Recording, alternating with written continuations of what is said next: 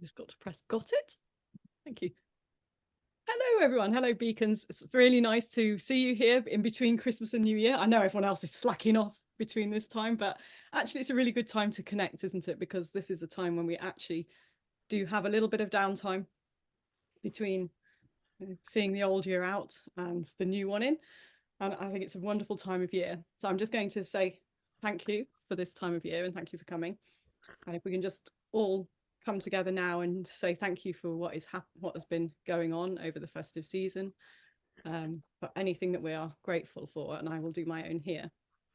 So I'm going to say thank you for this time of connection, and I think this year has been a particularly special time for connection, when people are perhaps getting over the grudges and the hurts of the past few years and starting to connect with each other again and realign and start to realize the importance of family and community and of doing things for themselves.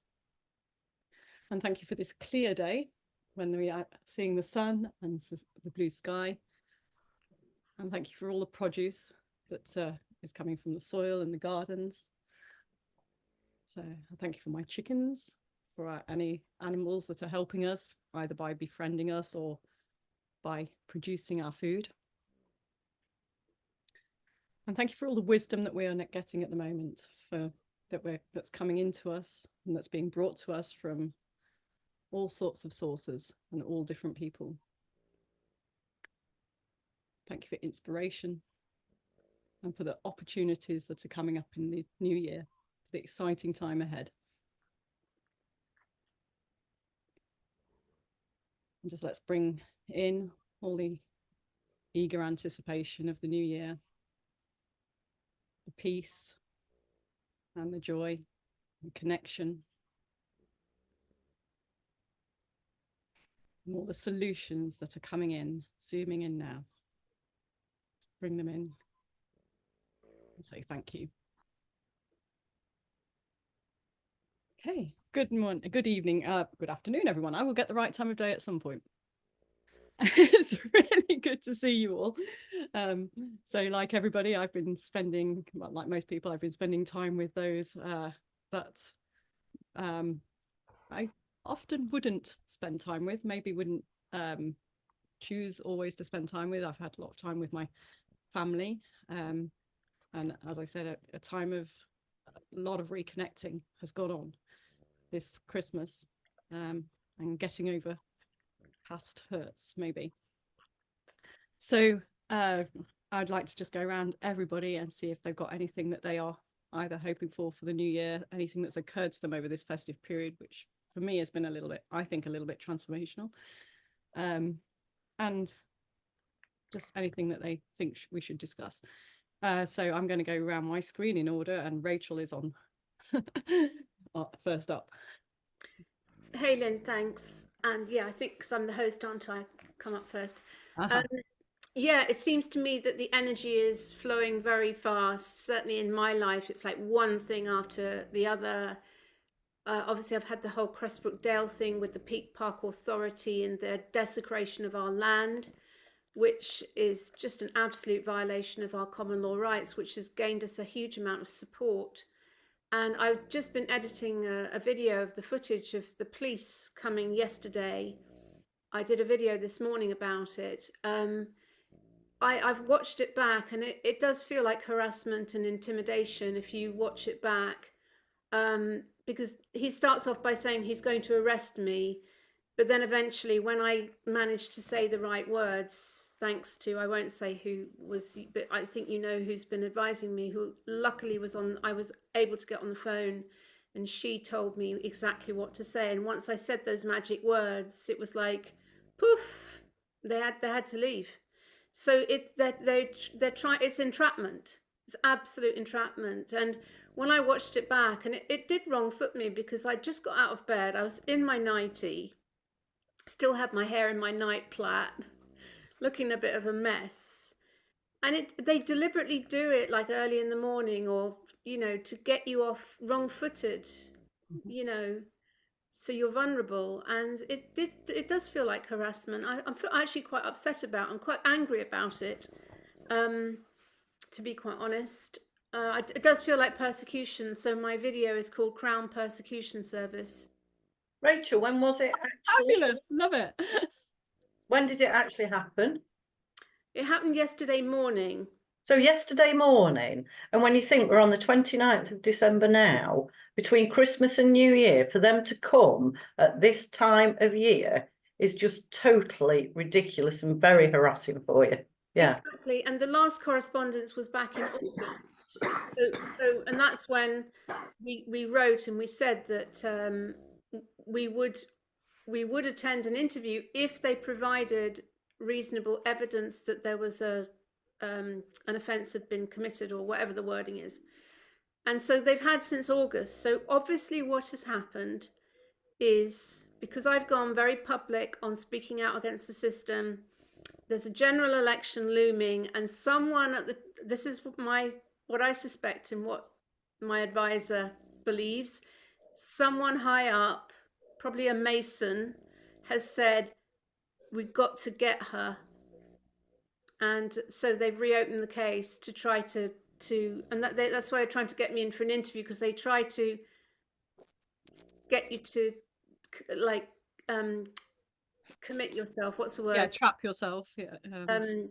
Yeah. Try and get you to what is the word? Implicate. To implicate.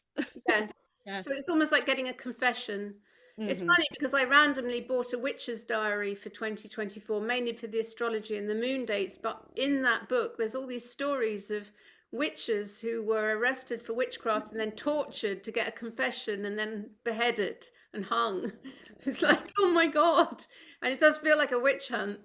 So, but it may, all of these incidents, this is the thing, they actually give me more energy, more impetus, more motivation, more determination. They are like adding logs to my fire. It's strange. I feel the most exhilarated, the most focused, the most absolutely, even if it takes me to my frickin' deathbed to stand up against this shit show. I'm absolutely like a million times more determined than ever before.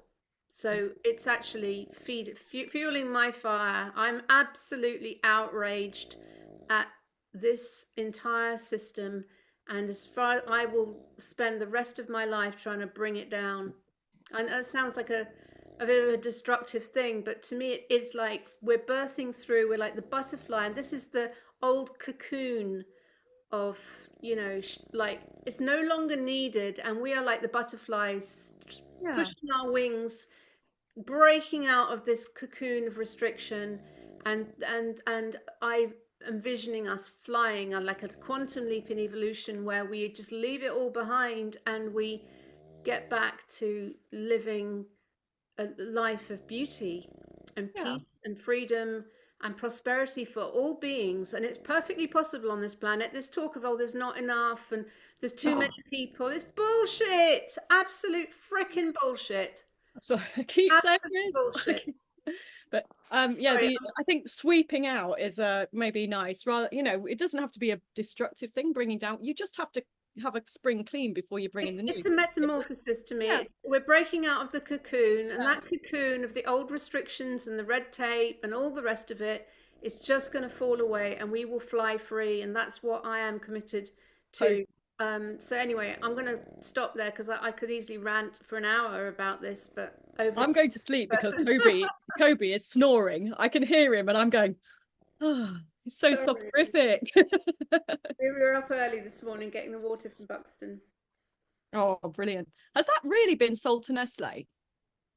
Well, there is a plant in Buxton that has got a pipe that fills all the bottles. I mean, Nestle is just a plastic water bottle company, really, in truth. Yes, exactly. I just thought, well, They tried to close the spring down to the public, but the people ripped all of the boards down. Oh, cool. Because it belongs to the people. It was given by the Duke of Devonshire to the people. Well, he stole it anyway. It was a sacred grove.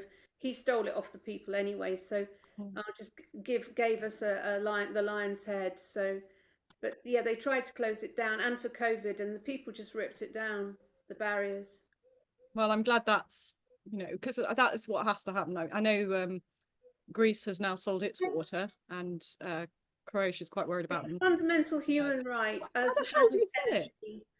All of these things under the love movement, and when we are in power, and that's what I mean is by that, when the power is returned to the people, all these fundamental things, natural living water, energy, clean air, will be human rights, entitlement, and housing, another huge one, affordable housing, so that all basic needs are covered off, and food provision. It's absolutely essential.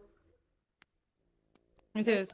I can't. I just think that the absolute nerve of anyone thinking they can sell the water. It's like, I don't know. It's like someone just coming and saying they're going to sell. I could just waltz in somewhere and say, "Would you like to buy England? I will sell it to you. And here is the deed that I have made up, and here is I will take your money now." And oh no, you know, it's as ludicrous as that. It's as ludicrous as me saying I'm just going to sell England. It's like, because if I tried that, you can see, imagine everyone will go, "Who the hell are you to sell England?" To be fair, we have just brought Cressbrook Dale, which does have a natural spring. So of course that spring water comes from all over, and it just happens to come out on our land. Yes. That's where it spouts forth. So technically we own that spring, but the water is gathered from a area, you know, so yeah, it's an interesting one, isn't it? Ownership. It is, but I think, you know, air, water, food, it's all pretty basic, isn't it? Yeah. Like firewood, or whatever fuel supply happens to be. And the right to burn firewood, because I went to my family this Christmas, and they're like, "Oh, can't put logs on the fire. Oh no, that's climate. You're causing climate change." I said, people have been burning wood, human beings, cavemen, for millions of years, and because you've read it in a tabloid newspaper, suddenly you think it's not okay to burn logs. Bullshit. You despair, don't you, sometimes? But I do think it is becoming a little less. I think people are starting to listen to themselves and go, "Oh, actually, that sounds silly," and starting to question. But anyway, shall we move to Simon? Yes, who's move on. Yeah, Simon. Hello. Hello. Yeah, I'm with you, Rachel, 100%. But listening to you, I think the biggest challenge is connecting people, because I just where just recently it's been ongoing.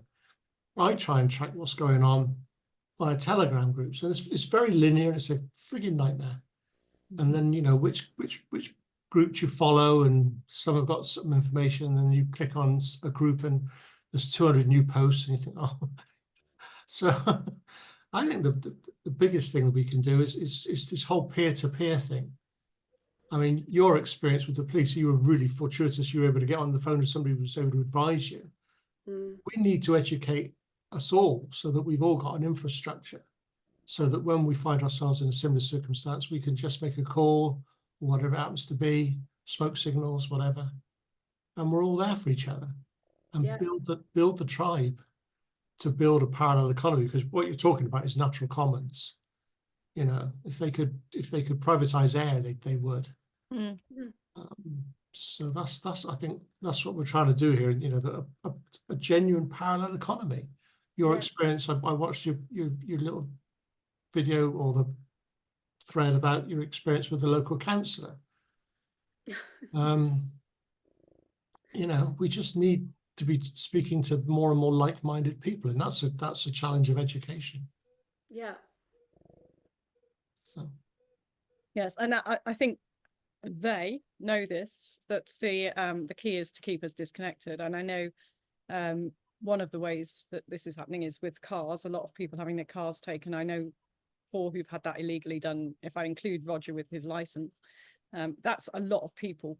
That's a high proportion of people that I know. I'd never heard of this phenomenon before, of people having their cars taken away. I mean, there's you, Rachel, you've had that, you've got yours back. Steve, who is well, so anyway, who supplies, who does lighthouse healing, and he's had his car taken, so he can't get his supplies out. We've got who else? Richard Richard Bobes. Bobes, Richard Bobes has had his taken. Amazing. These are all people I've connected with, I've met, and I'm just thinking, how the hell? And Piers, what's his name? Corbyn. Morgan? Piers Corbyn. He had his Yes, taken he under did, didn't he? witness, Oh gosh, yeah. and he And bought it Paul's, back at auction. I've got Paul saying, well, how are they getting? How are they able to do it? How are they able to justify it? So, well, it's completely unlawful, but can you get a court to hear about it? Can you? Well, I'll tell you what it is. It's the Civil National Business Centre is completely corrupt. It's a rubber stamping admin. I've never even heard of that. What is all these organisations? Systematic corporate muggings. The Civil National Business Centre do not consent to their authority. Ask for your case to be heard in a Crown Court if there is a case to be heard. I've never even heard of that. I mean, how is this organisation that no one's voted for that suddenly able to come and nick people's property, backed up by the police? This is what I was saying that actually we've got a problem because we can't get courts that challenge it. The common law courts that you can set up yourself aren't recognised by the state thugs who are, the police who are acting to impose all these rules. They are backing up the corrupt system instead of backing up the people. So until we have some armed force on our side, and that's probably going to be us, it's probably a case of sort yourself out. But until you have that, you have to back up with some sort of force if you've got people who are determined to force their will on you, if they're determined to take away your rights and violate your freedom. There has to be an element of sorry, but this far and no further. So yeah, he's looking at me going, I'm going to spend all my retirement fighting court cases. I was like, yeah, well, let's hope not. I was like, I don't think so, actually, because there's no point going to court. Enough people are standing up and requesting hearings and pushing back, because if you try and phone the Civil National Business Centre, good luck if you can get through within 90 minutes. But how many people are working there? You say that they're busy. It might just be that there's only like one little tea lady there. No, I don't know. When I finally got through, I said, "What the hell is going on there? Why is it taking you weeks to answer? Why every time my phone is 90 minutes wait?" And they said that they're overburdened with work. They can't cope. Their systems are breaking. I mean, they're admitting, and they're completely. Oh, well, that's encouraging. Systems breaking. So this is sorry, I'm ranting now, but no, this is the portion that needs to collapse. It's the staff who are in these systems, who are supporting them, that they know what's going on. They know the pain and suffering that is being caused by, and they are part of the system. A bit like in the NHS, where you've got the nurses who know and the doctors who know, but they don't want to lose their job and they daren't speak out, and they're in that place of being very compromised. And that's the layer. If that layer said, no, we're not doing it, no, I didn't sign up for this, if they stopped, it would be game over, because the system could not function. It's just the order followers that is the problem that we have. And that's why so many of the police are youngsters, like 20 something, like just come out of college, because they're easy and they're malleable, and older people wouldn't be able to get away with it. No, I'm not sure. There's sort of two layers. I think there's the useful idiots that think they're doing good, that aren't like the councillors and the people who work in the council who genuinely follow the narrative, think they're doing the right thing. And then, like you say, there's the order followers. So either of those layers would be fine to get out. I mean, there might be a bit of overlap on both of them. There's obviously police who are useful idiots and wage slaves. So you've got some that cross the boundary. But yeah, that chunk would completely collapse the pyramid, completely collapse it. It would be incredible. Oh, I too bought a moon diary this year. I have done for a few years, actually, but I'm trying this one this year. We'll see how it goes. Right. Simon, did you have anything else? How's your Yep. cooperative going? How's your I like to think this is the year, Lynn. There's a lot of work that's gone into it. It's all been about getting ducks in a row. I think we're good to go now, and it's all about everything you're talking about, and the very fact that it's called Chrysalis Commons. It's all there in the name. ChrysalisCommons.earth. Earth is what we're trying to build for all of us, a place where we're all happy to live. The commons is the natural commons, what you're talking about, you know, access over ownership. We don't need to own everything. As long as we've got all our basic needs catered for, then we can concentrate on beauty and love, I suppose. And the chrysalis bit is the transformative space, which we want more and more people to move into, that realization that, you know, we're actually part of a tribe. I mean, my basic definition, and if you think about a caterpillar consumes its environment voraciously, but knows when to stop, and then it transforms. But we're consuming our environment. We just don't seem, we're stuck in this consumer rat race. And collectively, we don't seem to know how to stop, but we have to. I think there's a huge resistance to change in people generally. They like to be safe and they like to know what's going on, don't they? They like to maintain the status quo. They're so dependent on a system which is, you know, about, it's like you say, it's a safety bank. We're just a bunch of children, really. And we've given over our authority to this group of people that we've been trained to trust. And, you know, they're the last people we should be trusting. Totally. Yeah, I think the problem is that, well, I don't know about you, but I see myself as relatively weak, as in, I have a very low tolerance for pain and a very low tolerance for being discontented, which is why I think I was like, you know, get lost quite early on, really early on, and way before COVID, as in, I'm not putting up with my kids being in this system. I'm not putting up with this, that, and the other. I think I've got a very low threshold for that, but some people seem to have just an inexhaustible tolerance for being messed around and oppression and being medicalized. I'm just looking at you going, how the hell are you still alive? How are you coping? But they do, and I just think you're amazing in your own way. I mean, I couldn't. I hate what you're doing. It looks awful, but you're amazing what you can stand, because I can't, and which is why I'm probably as arsy as I am. Anyway, thank you, Simon. That's, yeah, I think it probably is this year. I think this is going to be a very fast year. Roger, can we come to you? Well, let me unmute myself. You're unmuted, Roger. Don't unmute again. You'll mute yourself. Okay, can you hear me? Yes. Well, my main concern at the moment is getting information about what these regional mayors are, you know, what the areas that they cover and how to become a candidate. And they just, you know, I started with York Council, and then they put me onto somebody else, then they put me onto somebody else, and it's just going on and on. I don't think it's an accident. It's a strategy. Electoral Commission website? Pardon? The Electoral Commission website is...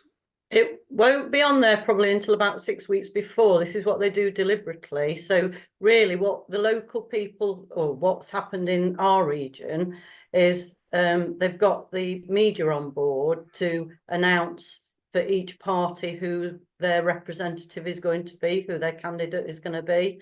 So the only way you can do it really, Roger, is contact local media until the 6 weeks happens. Then you can become official. But at the moment, you're an independent. You could say you're representing the Love movement if you wish, but you won't be able to be sort of in that position formally until the 6 weeks before it's actually announced. And they do this on purpose to stop people like us being able to be as known about.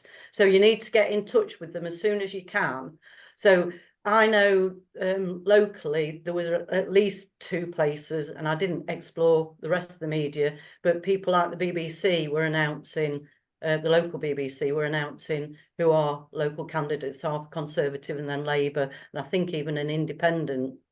So if you go through the mainstream stuff, you'll probably find it, but it could be even weeks, months ago, because I know Ben Bradley was announced very early. Even if you look up Ben Bradley and when he was announced as a candidate and where, that might help you to find where you can find your local people that have been put forwards for the Conservative Party and the Labour Party. Yeah. Okay. But they're doing this on purpose. That's why they make us pay refundable deposits if you get a certain amount, etc. And we've just got to get out there as much as we can, as early as we can. Yeah, totally. I think we have to, it's probably safe to well, assume that it's going to be a bit like Sadiq Khan, that these executive powers are going to be to bring in things that nobody wants and that are not in our interests, so that they'll be in charge of things like planning and infrastructure, which will basically be about making it difficult for us to travel and bringing in the carbon credit systems and the smart cities that nobody wants, that absolutely nobody wants.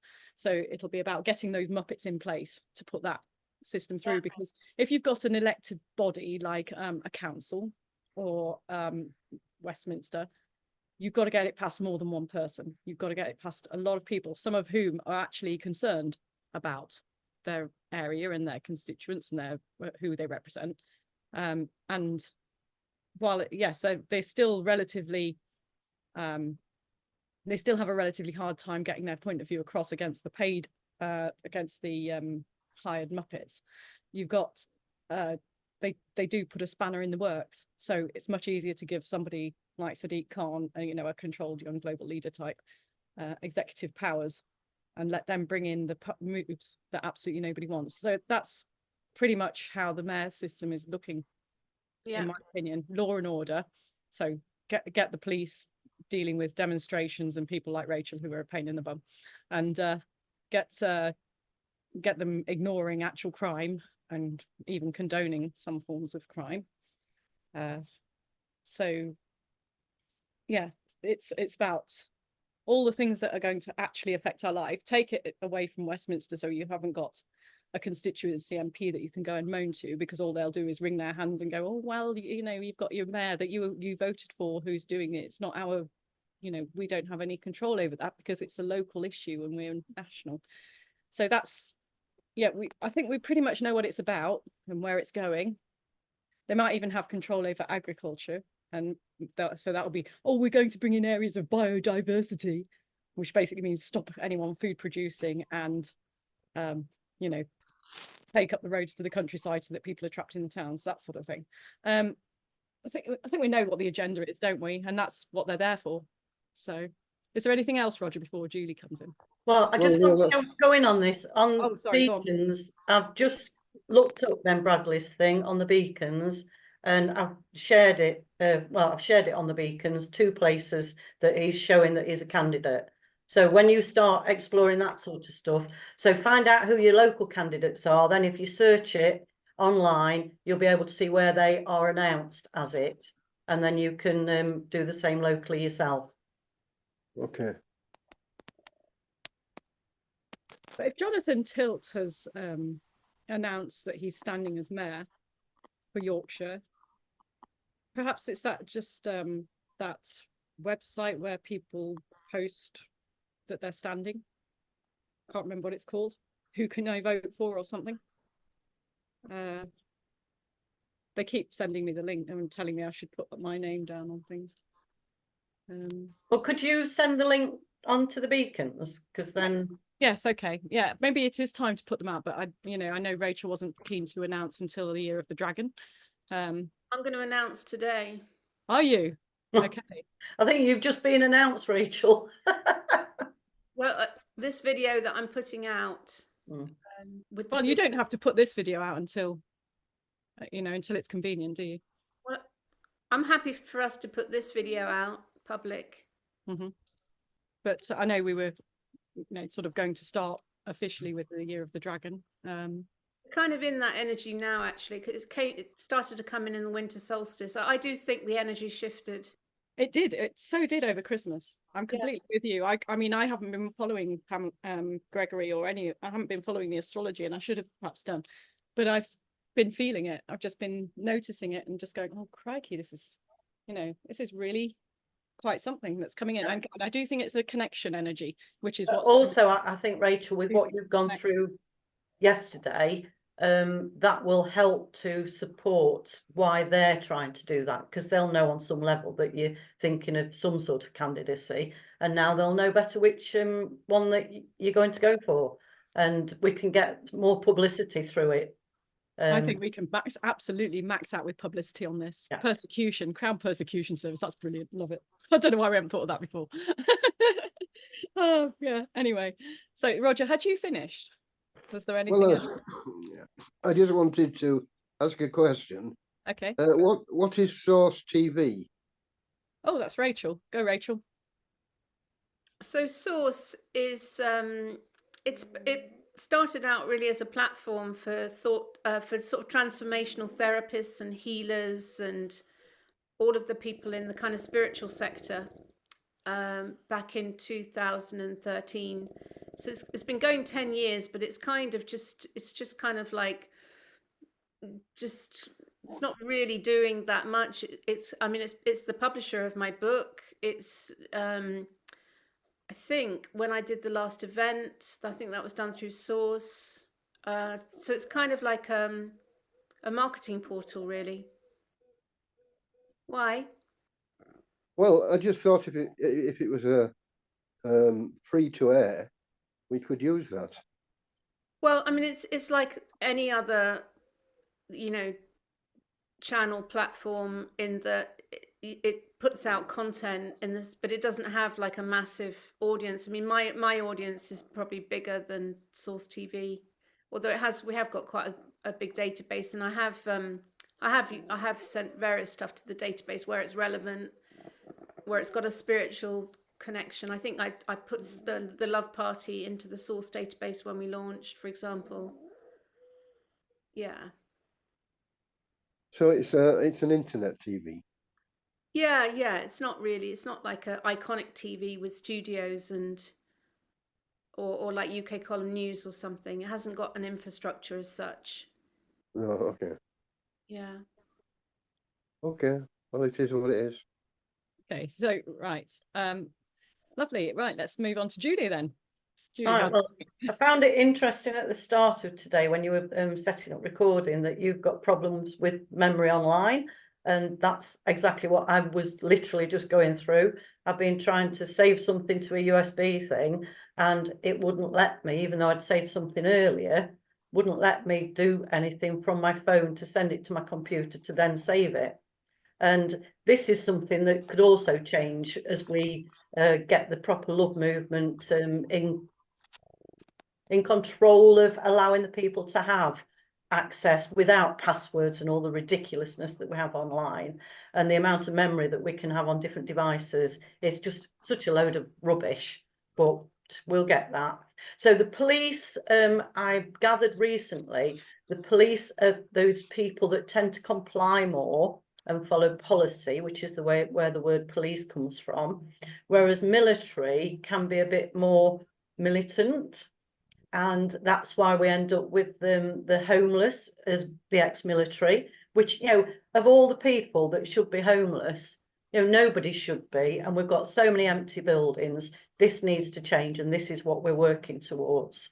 And also when Simon was talking about the as if we're children, children are amazingly intelligent, but it's surprising how quickly society imposes on them. And if you think of even the whooping cough vaccinations and stuff like that happened during pregnancy, they're already trying to close their spiritual side down and their sort of real awareness of life down.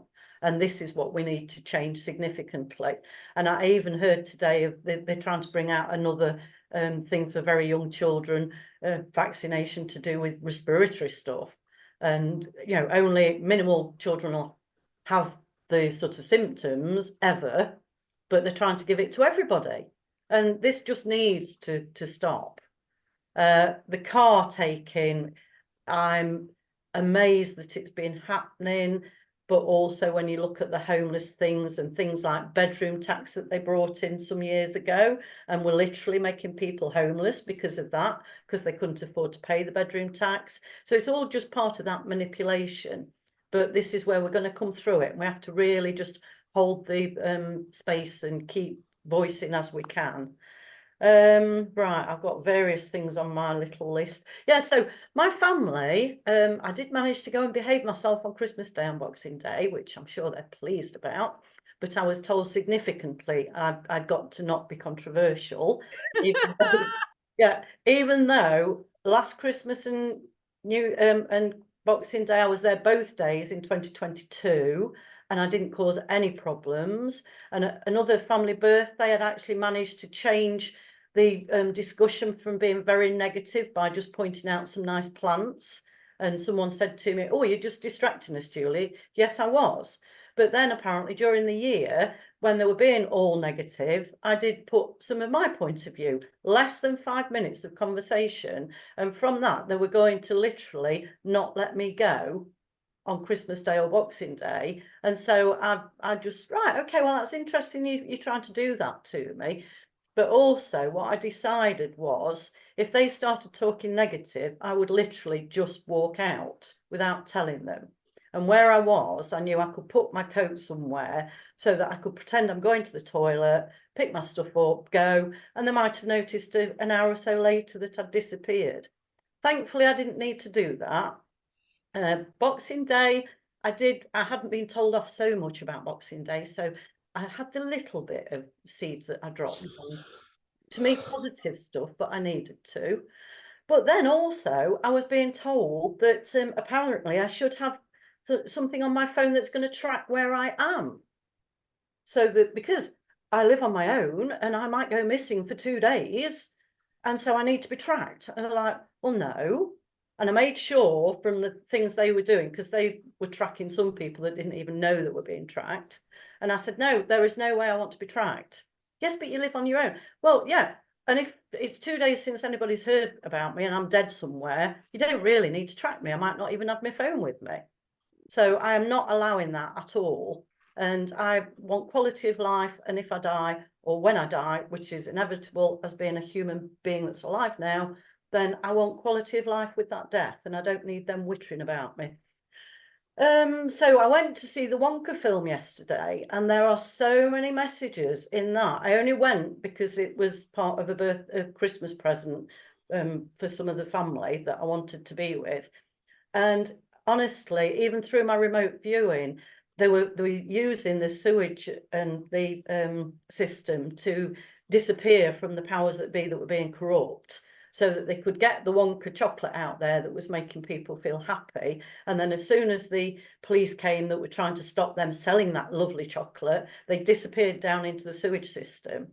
And so I know through remote viewing, some of the military in America, at times they've had tasks that they've had to do to target a city and literally check every drain hole in case there was something adverse happening there. So there was so many messages in it, and corrupt police being fed loads of chocolate and money and stuff like that, and also the cathedral that had the chocolate underneath it. So I don't necessarily recommend going to a cinema for it, but when it does come out for more free viewing, you'll see lots of little messages in there.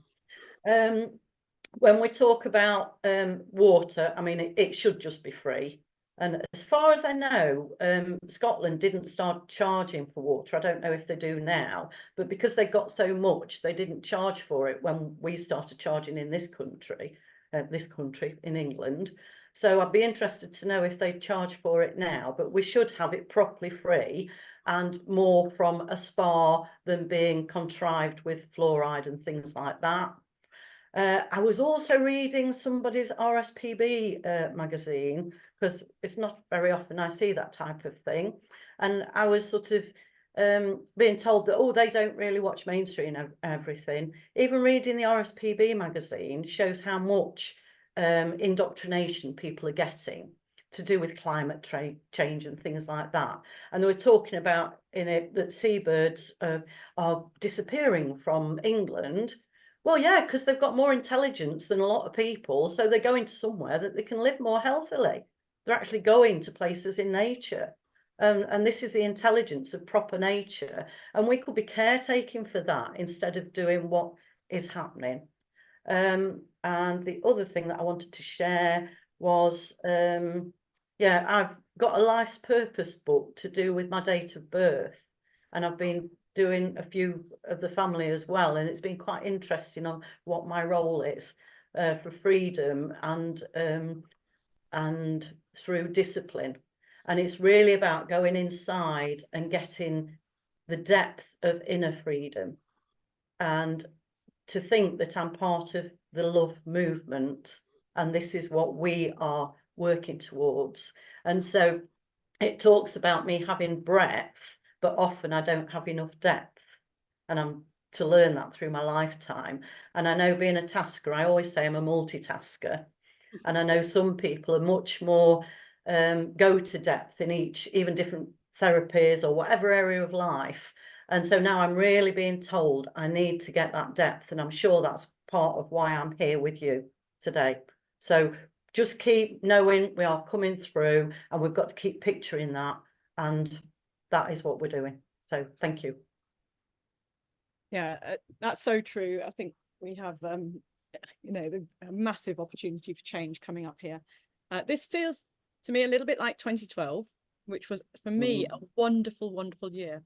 A year of real celebration. We had, I mean, looking back, maybe there was sinister stuff in it, but we had the Olympics, the Golden Jubilee. We had so much that was, we would just seem to be celebrating a lot. The weather was great. We had, you know, it was just a lovely year for me. And then it's sort of been a bit downhill since then. But and I had high hopes for 2020, but that, as we know, that sort of went the other way. But I'm hoping that 2024 is, and I really believe it, because I do think there's a lot of transformation happened just this last month. Amazing. So yeah, Julie, the RSPB, I feel a rant coming on. I used to be a member, and then they sent their monthly magazine out, you know, saying how wonderful it was that they got 20-something million from the EU, at which point I cancelled my membership immediately. I was like, this is, you know, 20 million dwarfs pretty much their budget. As who the hell, for a start, what the hell are the effing EU doing spending my money on just throwing it away like it's confetti, which we know it is, but just throwing it away on a whim of anything. And I was like, and now you're not independent, now you're in their pockets, you're there. And at the time I was thinking, you're now there to promote the EU, that's what your job is. Now I know it's about climate change and other things too, so they're very, very controlled. So a lot of our great British charities or organizations, I suppose, are now very, very controlled. So, you know, National Trust set up with very worthy principles, now a complete pain in the arse, dictating to everybody what they can and can't do, and taking loads of property off the market that would be quite handy for homes and agriculture and things like that. English Heritage, again, very worthy, now a very dictatorial, tyrannical, unelected, unaccountable planning authority, pretty much.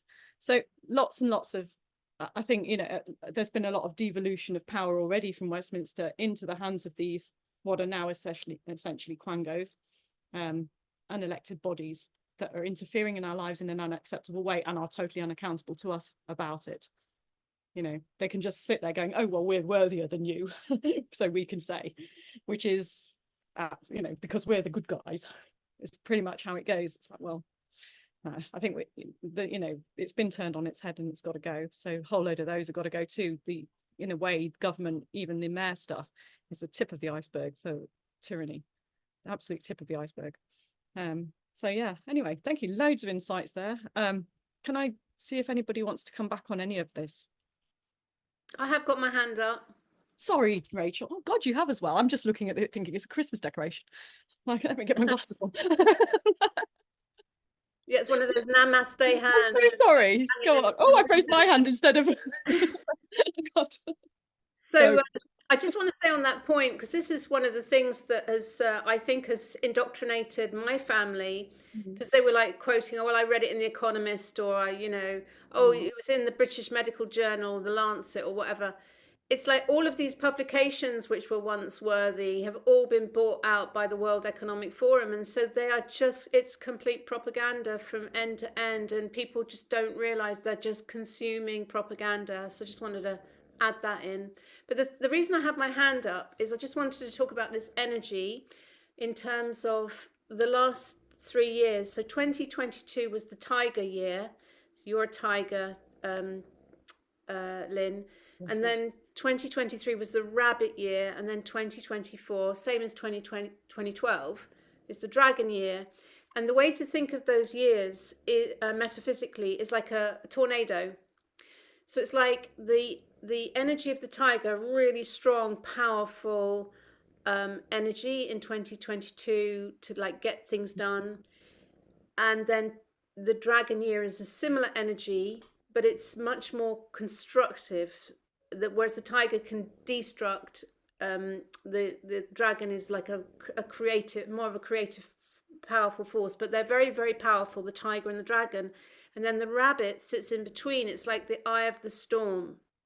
So it's like 2023, we've been going through, and we actually created the Love Party in the tiger energy before we went into the rabbit year, which started really at Imbolc, because we started on 23rd of January. So we're a tiger energy movement, and very specifically, and so that rabbit, that almost like that doldrum, it's almost like a doldrum we've been. It's like a good year for like healing and a sabbatical, really. But now it's like we're coming into the other side of the tornado, so it's like coming back into that very fast energy, but it's very magical, very creative, and like transformational. So anything can happen this year. It's like the quantum shift in evolution, like the transformation beyond our wildest dreams. It can really happen in this 2024. So I just really wanted to say that. And so it's like, it's almost like we've been given that year of preparation, and now we're really equipped to be able to, like a ship sailing through a very strong storm, because we're really clear, we've got our sails strong, our rudders strong, we know where we're sailing. And you know, and it's going to take that type of person to be able to sail through this energy, because most people don't want to. It's like, oh, it's too much trouble, or it's too much hassle, or I just want a quiet life, you know.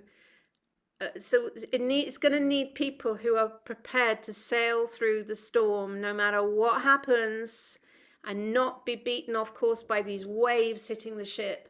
Absolutely sailing through. And I think this is where, and I've noticed it over Crestbrook Dale particularly, that what the Peak District Authority did has galvanized a massive amount of support for what we're doing.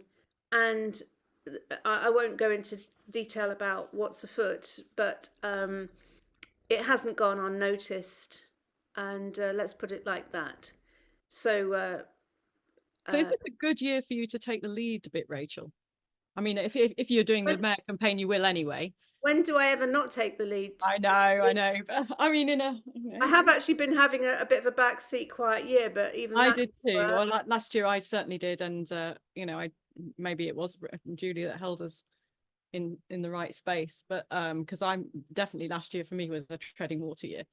Well, I did a lot of healing, and with the writing the book and going on retreats and programs to really, because it was my year 1 of healing and hibernation. But now I really feel like I'm ready to absolutely to go out. It is the dragon year, and I am a dragon, so it is I'm so looking forward to this. I just just let you off the lead and go, oh, watch this go. This is going to be brilliant. Yeah, and that's why I am interested in what Marianne Williamson is doing, because she is a dragon. She's a 1952 dragon. But I'm watching her with interest, because I'm watching how, because I watched her whole campaign in 2016. Was it? No, 2020, whenever the last one was. Was it 2020? Must have been. Yeah, I watched it, and I've watched how she's changed. She's wearing grey and black, for example. She wants gravitas because she was wearing pastel pinks and like blue, light blue, powder blue, you know. So, and I've noticed she's got serious, she's got gritty, and she's like granite. It's really interesting, and I'm sure not everyone agrees with all of everything that she's about, but I think generally her messages and the way she's presenting and the way she's questioning exactly the same things we're questioning. It's very interesting, because I'm listening to her a lot. She is questioning, she is saying along the same lines that we're saying around big corporatocracy, about the need for looking after the poorest, that cost of living crisis, all of these themes, healthcare, education, restorative justice. It's absolutely aligned to everything we're saying. So there's something about capturing the zeitgeist of the times, and this is like 1964, this is like the 1960s that we're going through, where there was that the flower power movement, and then the system was wanting to, Vietnam War and all those things, but there was that huge uprising, and they didn't manage to drive it home in the 1960s. No, I think we must do this time. Anyway, yeah, Simon's waiting. If I can just say before Simon, just to trigger, I want an opinion on Donald Trump. Now, Simon, what would you like to say before we go on to that non sequitur? You're muted, Simon. I can't hear you. I'm just curious what I'm involved with, really. I mean, we're still sort of conflating Love Party, which we just said it's not a party anymore. Love Movement. I personally like Love Train.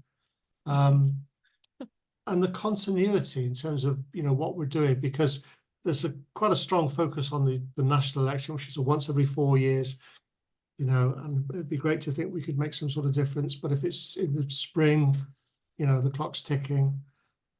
I've always felt, and I continue to think, especially, your encounter with that local council, I think the opportunity is right down at the parish level, just to infiltrate all the local parish councils, which is an ongoing situation. There are vacancies as we speak, hundreds of them.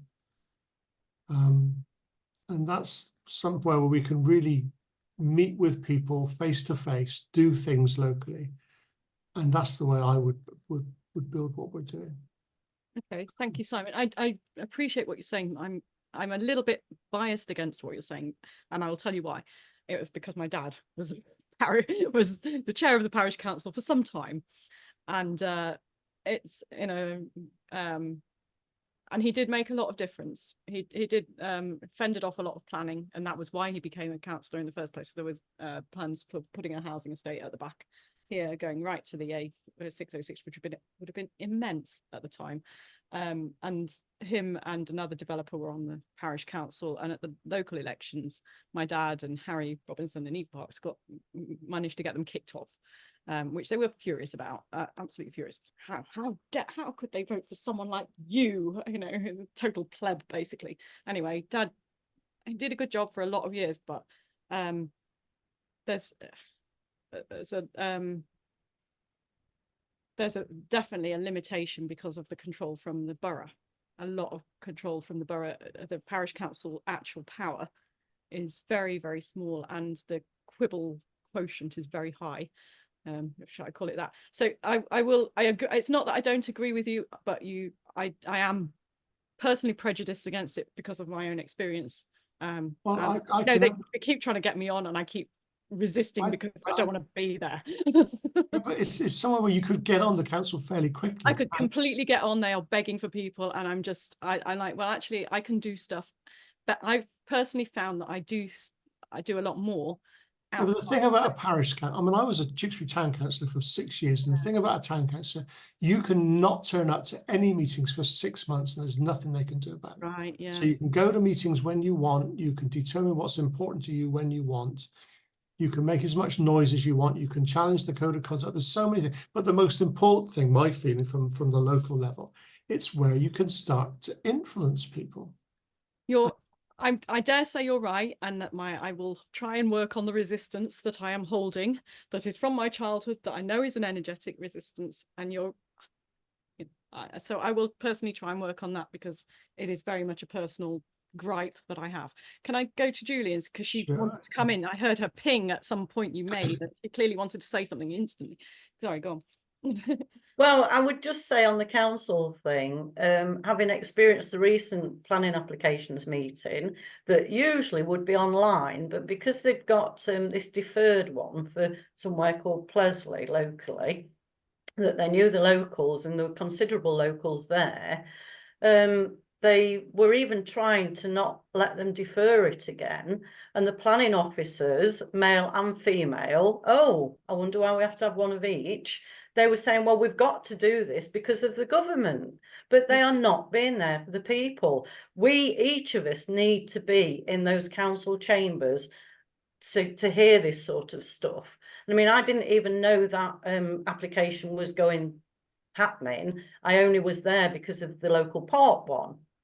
And so I'm so glad that I experienced that, to see just how corrupt they are. And it is corruption when the planning councillors that are trying to make the decisions are basically being told, and I've asked for a recording of the meeting and they still haven't given it to me, but when they are being told, no, you have got to decide this, you cannot defer it. They did allow them to defer it in the end, but there was an adjournment. They all went out to try and word it like they thought it would be acceptable to have.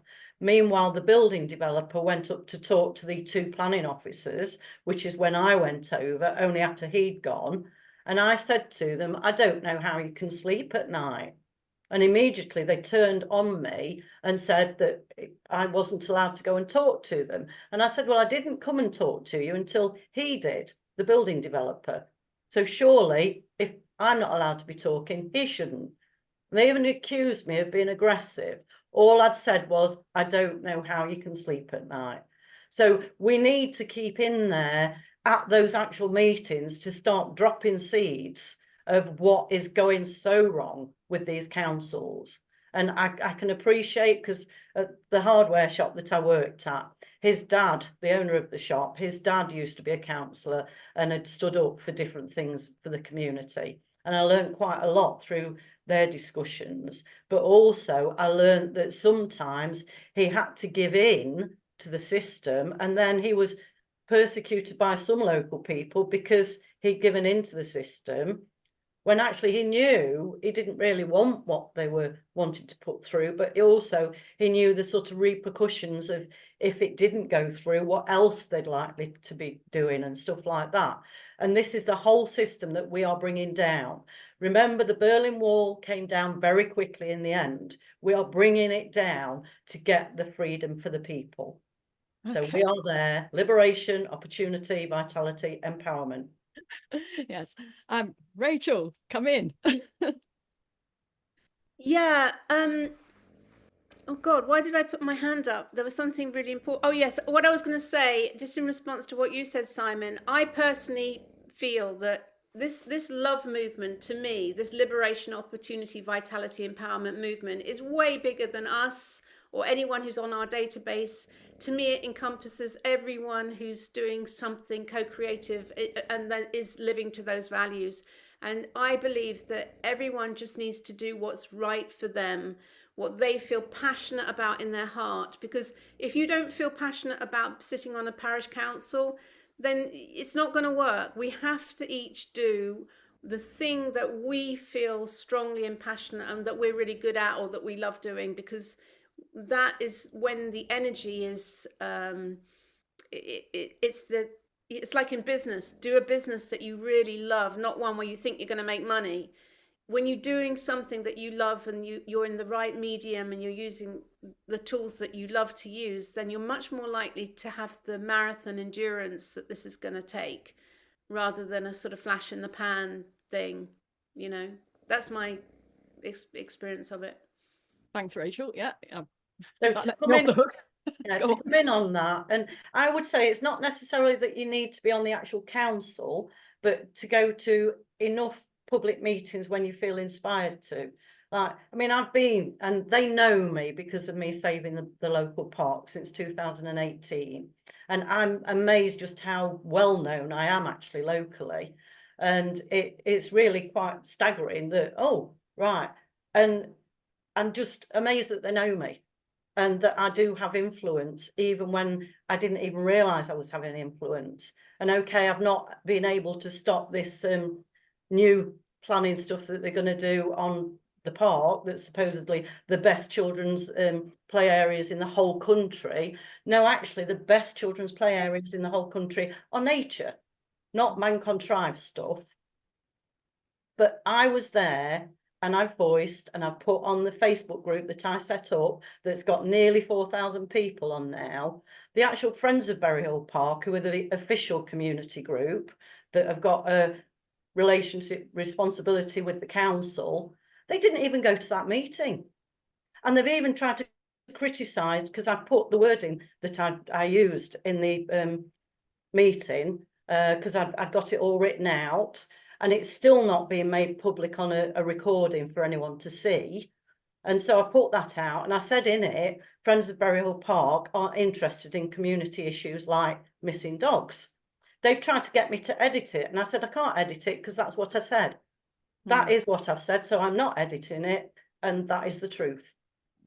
And so we've got to keep doing what feels right, and each community is so different.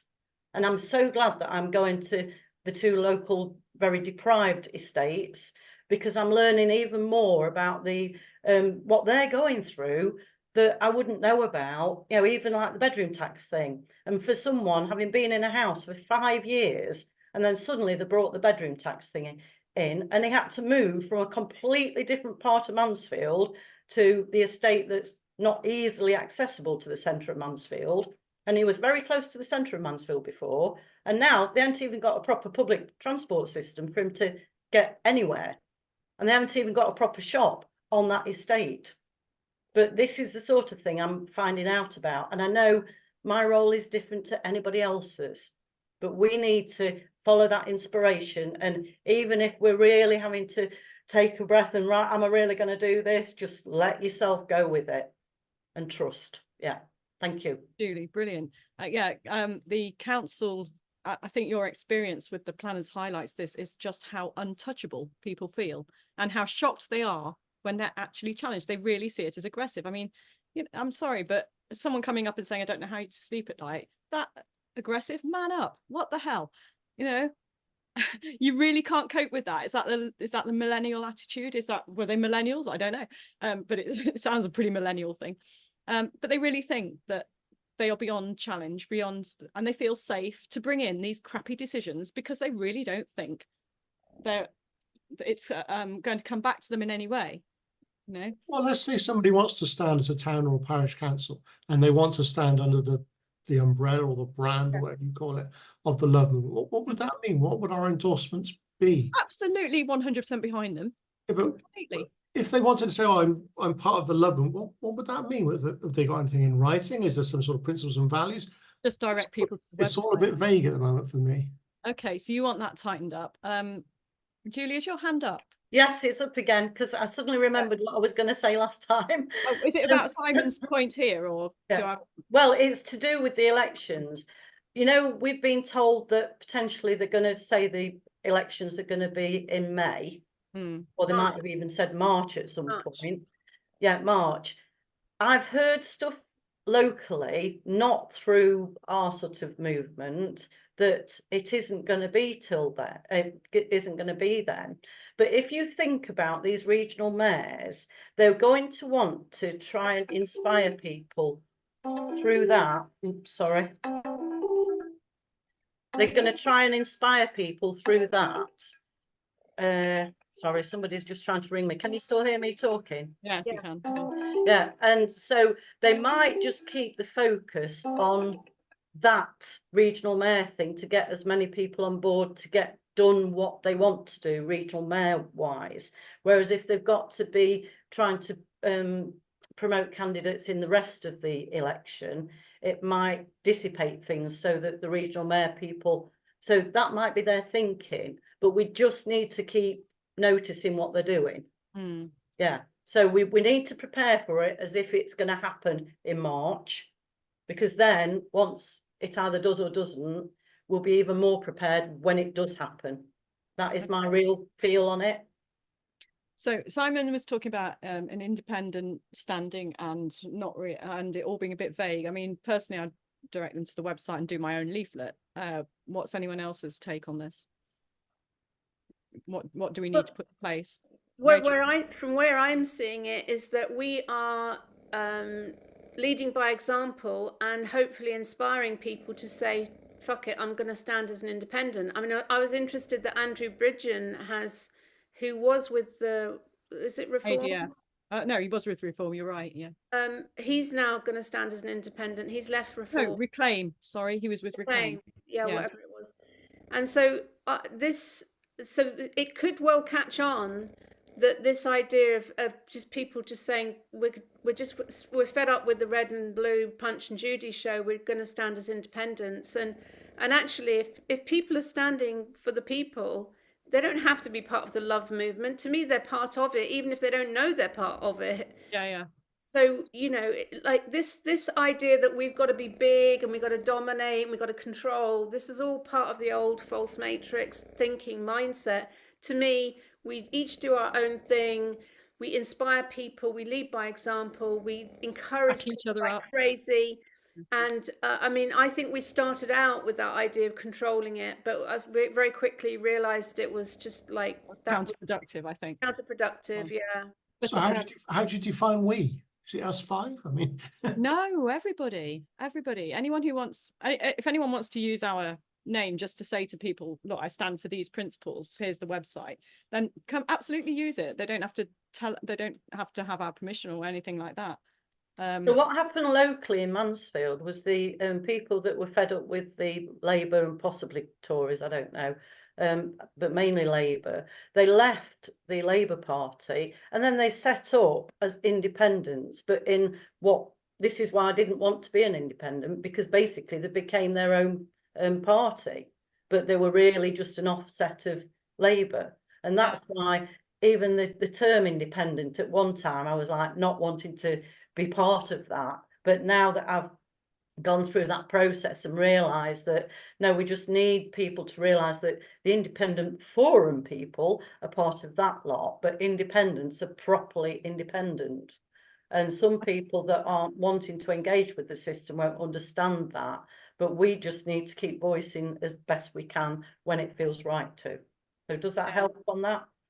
It does. It helps me, but I mean, I went into a party, Freedom Alliance at first, and then tried to do the Love Party thing. And at the time, it seemed important to me to be a party because I knew a lot of independents were simply disgruntled Labour, and they weren't truly awake freedom fighter people. But now, having been in the party system, I can see that that's now no guarantee, and it's easily infiltrated. Actually, it's easily controlled by, and I think sabotaged, because it identifies a group that is easily targeted. So I've moved away from the party thing. Andrew Bridgen clearly has, probably because the same reason I didn't join Reclaim is because, in my opinion, it's all about, the Laurence Fox promotion party. It's all about him. It's basically all about his media career, and I just think it's a bit phony, to be honest. I mean, they've got Reform, for example, have a lot of lovely people who I've met at by-elections, but then you've got Tice at the top, who I think is a total controlled muppet. Matt Hancock's mate, big pharma friend. So, well, the people at the bottom don't like it, but they still follow him, just like the Tories may not like Sunak, but they still follow him. So it's that same problem.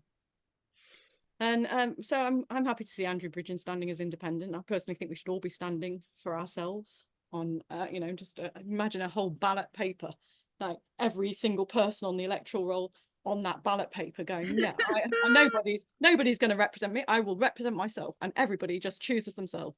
I just think that would be amazing. It won't happen because there's a whole load of apathy. But that would be my personal dream, that everyone stood for themselves, and no everyone said, I don't want anyone else telling me what to do or governing me. I will do it myself, and you know, we'll just get together as groups and do what we need to do when we need to do it, like we do naturally and organically. That would be a hell of a lot of £500 pouring into the coffers of the Electoral Commission. Or well, but in the locals, not. It's free. True. So it would be for mayors, and it would be, and frankly, I think it would be worth it because it would completely crash the system. Completely crash it if they just said, I will only ever endorse myself. I will only ever endorse. I'm never ever going to agree to anybody else having any governance over me or having any, you know. And wouldn't it be until you great? change the system, I'm representing myself now. Yeah, wouldn't it be great if they didn't even get their deposit back as well? Because we could imagine that happening, couldn't we? Oh, yeah. And they might Well, change the whole system again. Yeah. I know. That would be funny, wouldn't it? Anyway.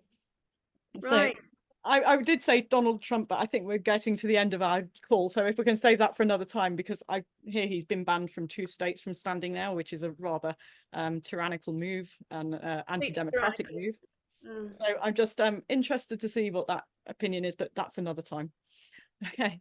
Thank you very much, everybody. It's been great seeing everybody, and lovely to see you all. Hope you're having a great festive season, and good luck for the new year. I'm behaving myself enough, so. Oh, well, and well done for that, Julie. But you know, don't go too far. Anyway, if we could stop recording now. Okay. Wonderful. Hold on.